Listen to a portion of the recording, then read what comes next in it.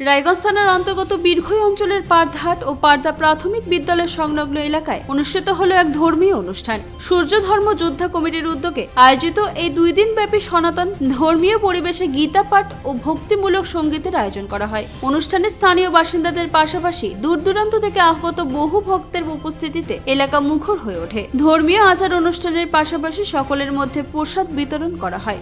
সংগঠনের পক্ষ থেকে জানানো হয়েছে, এক ভক্ত উত্তম বর্মন তার মনস্কামনা পূরণ হওয়ায় প্রায় 25 মণ দুধ দান করেন। সেই দুধ দিয়ে প্রস্তুত করা প্রসাদ ভক্তদের মধ্যে বিতরণ করা হয়। এছাড়াও সংগঠনের পক্ষ থেকে জানানো হয়, পরিবেশ সচেতনতা, শরীরচর্চা, গীতা পাঠ এবং মেডিটেশনকে কেন্দ্র করে কালিয়াগঞ্জ, রায়গঞ্জ ও ইটাহার এলাকায় মোট 13টি ধর্মীয় পাঠশালা পরিচালিত হচ্ছে। 2022 সাল থেকে শুরু হওয়া এই সংগঠনের বর্তমানে প্রায় 300 থেকে 400 জন সদস্য রয়েছেন বলে জানা গেছে।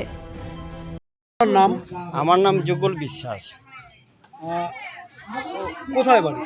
আমার বাড়ি পলতর রুইমারি। এই জায়গাটার নাম? এই জায়গাটার নাম পারধা।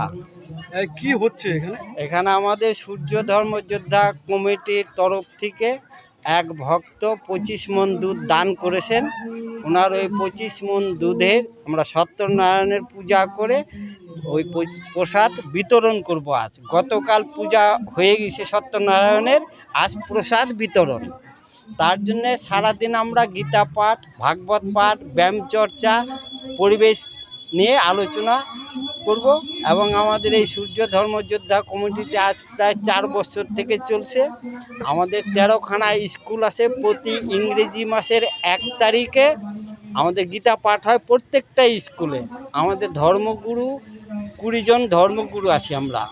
আর আমাদের মোট এই সূর্য ধর্মযোদ্ধা কমিটির 40-50 জন সদস্য, তারপর বহু ভক্তবৃন্দ আছে। মোটামুটি ধরেন প্রতিটা গ্রামে যখনই আমরা 1 তারিখে পাঠ করতে যাই তখন আপনার 150-200, কোনো স্কুলে 250 পর্যন্ত ভক্ত হয়। তো এই ভক্তদের সম্মুখে আমরা আমাদের যে গীতার মূল বস্তু, সেই বস্তুগুলো আমরা প্রকাশ করি।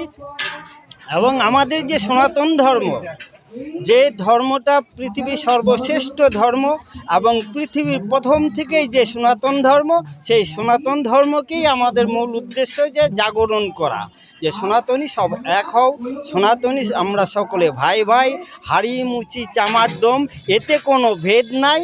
তাই আমরা এই সূর্য ধর্মযোদ্ধা কমিটির থেকে গীতা পাঠের আয়োজন করেছি। প্রতি ইংরেজি মাসের 1 তারিখে আমাদের গীতা পাঠ হয়। মানে গীতা পাঠ কে করেন? গীতা পাঠ আমাদের ধর্মগুরু আছে।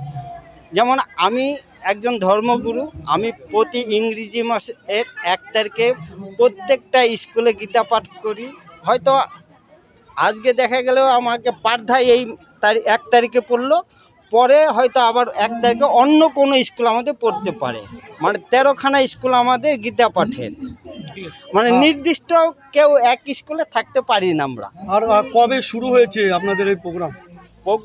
আর 2022 সালে না, বলছি এই যে চলছে যে প্রোগ্রামটি, হ্যাঁ, সেটা এই প্রোগ্রামটা গতকাল সত্যনারায়ণের পূজা, আজকে প্রসাদ বিতরণ, গীতা ভাগবত নিয়ে আলোচনা। আর শেষ কবে হবে? আজকেই শেষ।